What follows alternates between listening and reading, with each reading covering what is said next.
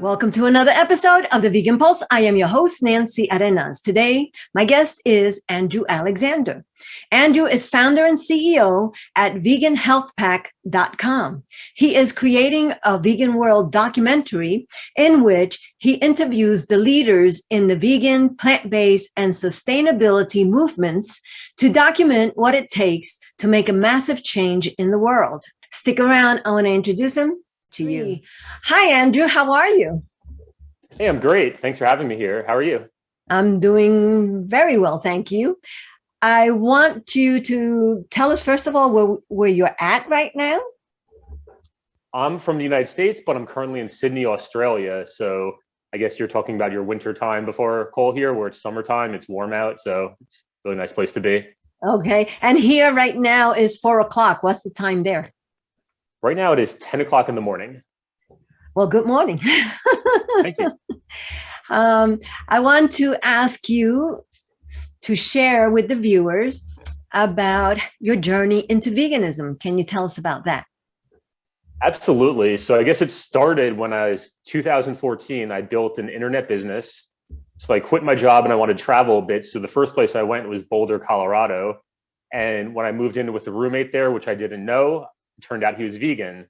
And I didn't know anything about veganism at the time. It was the point in my journey where I thought grass-fed beef was a good thing because it's healthier. And I went to some vegan potlucks, meetup groups. It didn't really stick too much at that point. I didn't watch the documentaries or read the books yet. So a couple years later, I traveled a bit. I went back to Boulder in 2017. I went vegan after watching all the documentaries. I joined a community there. So there's a group of activists. I went to a potluck. They invited me out to an activism event to go hiking, and they had a weekly potluck. And because of that, I really just had the community aspect, and just it stuck with me. That's awesome. Thank you for joining our vegan journey. Thank you.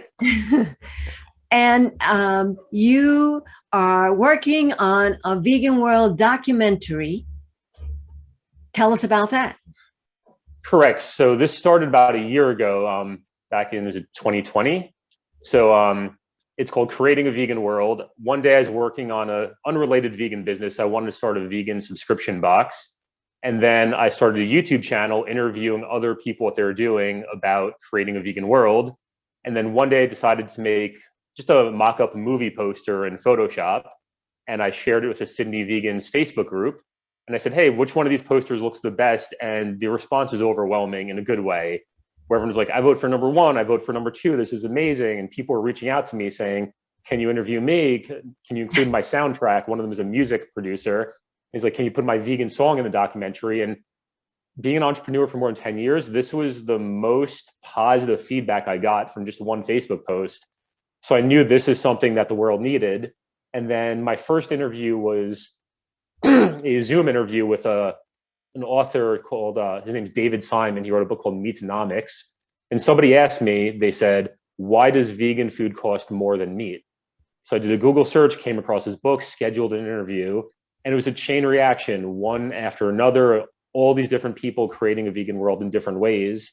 And I guess my goal behind the film was to have a blueprint for what it takes to change the world.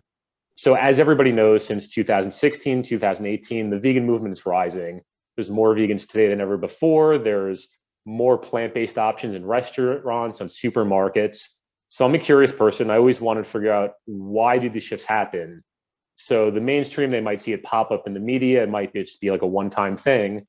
But for me, I know behind the scenes something happens, because as I mentioned, I'm an entrepreneur at heart. When I built my business and I achieved my personal success, there were 2 years before that where I was working hard, failing, and doing all the work needed. So when we see a new law being passed, such as them outlawing fur in a different city, we know there's probably months or years of hard work behind it. So I want to see what people are doing now in order to create the changes for the future.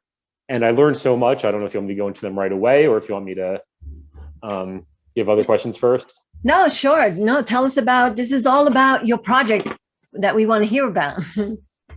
Absolutely. So the best interview example for this is when I interviewed Dr. Clapper, where everyone knows him about promoting plant-based health. But what I learned, he's going into medical schools and he's teaching the next generation of doctors about plant-based nutrition. So this way, when the next group of doctors graduates in 3-4 years, doctors could finally prescribe plant-based diets as opposed to medicine for patients. So people have diabetes, heart disease, they could go to their doctors instead of a doctor just giving drugs or not saying like anything about diet, they'll be empowered to make a change. So because he's educating them now, we're going to see those results in the future. And one interesting thing from his interview is saying, even though he's doing that, if the medical exams do not have nutrition on them for the graduating medical class, then the professors will not really take it too seriously. So it's all these different things that happen behind the scenes to cause a change. So that's in the medical world. When I interviewed David Simon, he's talking about how we can lower the price of meat, where we need, of course, more demand for the products, so the prices go down with supply and demand. But also we need a vegan lobbying organization to help use the same tactics the meat industry and the dairy industry used kind of against them, because they influence lawmakers and they make changes within the system. Where if we had a vegan lobbying organization, we'd be able to make those changes within the system. So those are just a few examples, but there's people in all areas of society. And that's the biggest thing I took away from this, where we each play our unique part. There's material innovation, there's cellular-based agriculture for the people that will never eat meat in their life. We could grow meat from cells without slaughtering animals. It's better for the environment, it's better for the health, and of course, it'll kill animals in the process. So that's a whole new industry I got an inside look at. So I could keep talking, but I'll let you maybe guide a little bit more some of the questions. Right, I was going to say, because right now, the medical doctors, people go to them and they think, oh, whatever they say is what we should do.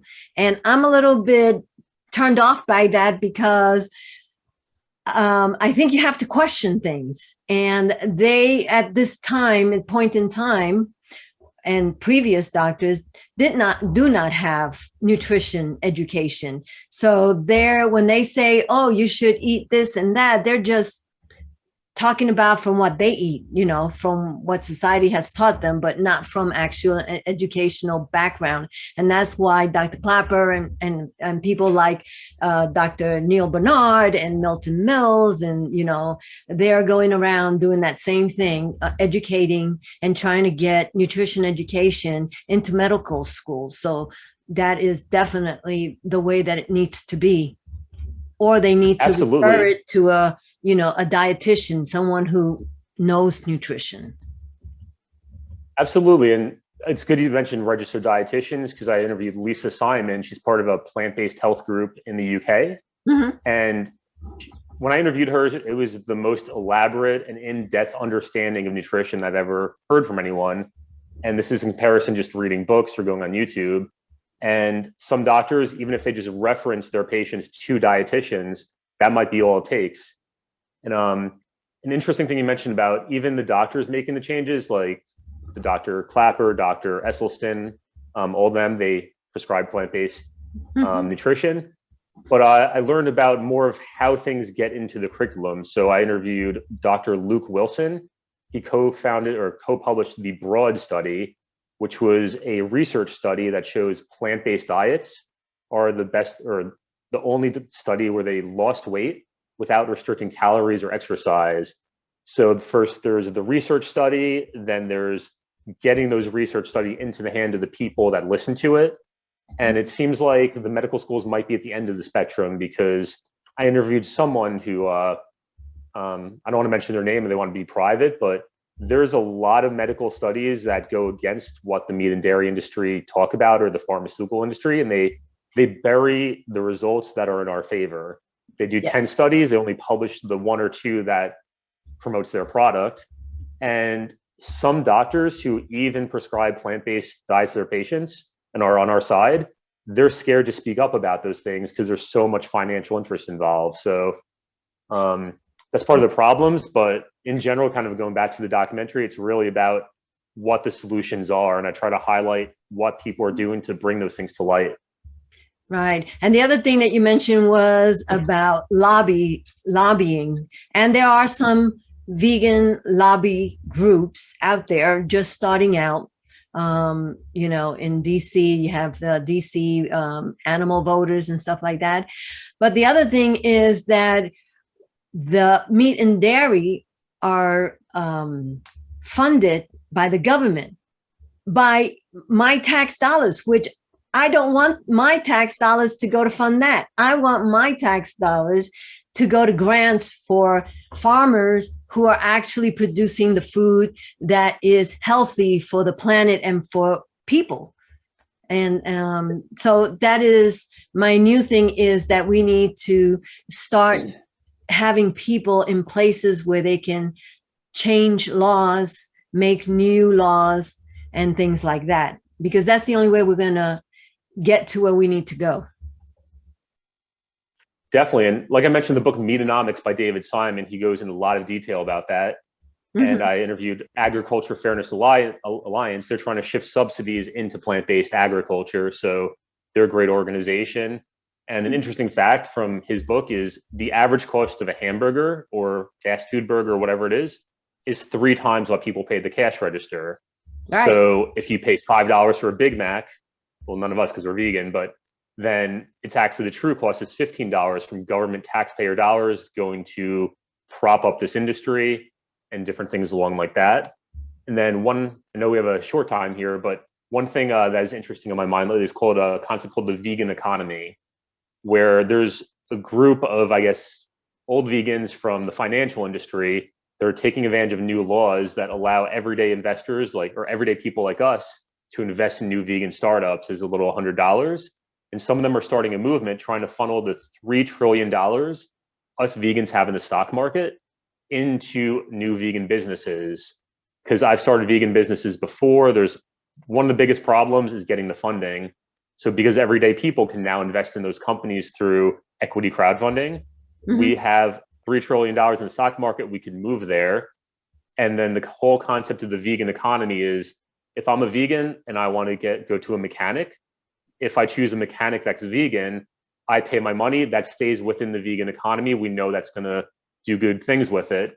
And if I call up an accountant and they're not vegan, I say, I'll go to someone else who's vegan, then that might shift their ways. And this way, I guess money is power in today's society, unfortunately. But the more money we have as vegans, the more we can do good with it. So there's a whole lot of interesting things going on in the world today.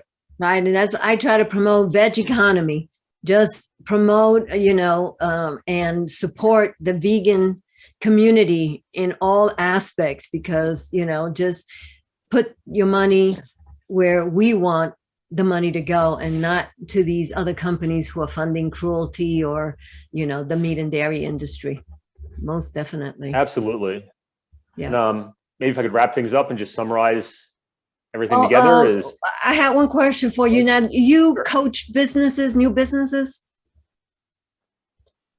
Before I started the vegan businesses, yes. So when I built my first internet business, I helped first-time entrepreneurs find business ideas, be more motivated, and just get on the right track with the marketing and sales things. So that's something I'm open to doing, but a lot of my focus is going to documentary now. Okay. And now go ahead and let us know what else you want to share with us. Definitely. So I guess to summarize the Creating a Vegan World is, so far I've interviewed 50 of the leaders in the vegan movement. So a lot of the politicians, lobbying organizations, big names that you might recognize. But in order to creating a vegan world, it comes down to, in my opinion, 2 things. Number one is be vegan yourself, put your dollars into vegan products, and then that helps things the most. And then number 2 is, someone said this before him, but during my first interview, it was quoted that it's not enough to be vegan. If you want to make a change in the world, you're going to have to do more. So you don't have to be the next vegan doctor. You don't have to be a social media celebrity. Going back to the beginning of the interview, my history of veganism, the one thing that lit up compassion in my heart is my friend was raising funds for a fundraiser for a sheep on Facebook who needed medical bills at the sanctuary. And somehow that one Facebook post, that's the thing that kind of pushed me over the edge. So no matter how big it is, no matter how small it is, just find your niche. If you want to make it big, that's great. But just doing one little thing can make a huge ripple effect. And I think that's the most important thing of it all. I definitely agree with you. I keep trying to reiterate, it doesn't matter whatever you are able to do to forward the vegan message, all of it helps. You don't have to be an activist with a poster out in front of a building. There's so many different ways, from, supporting veg economy to signing petitions to doing all kinds of things. So there's all different ways. Like you said, everyone is important, and the way that they can contribute is important as well. Absolutely. You said it perfectly. Well, thank you for taking time to talk to us today, Andrew. Bye-bye. Thank you for having me. Bye. Thank you for joining us on another episode of The Vegan Pulse. I am your host, Nancy Arenas. Remember to check out our website, like us on Facebook, and subscribe to our YouTube channel. If you have a pulse, you have a purpose. Live vegan.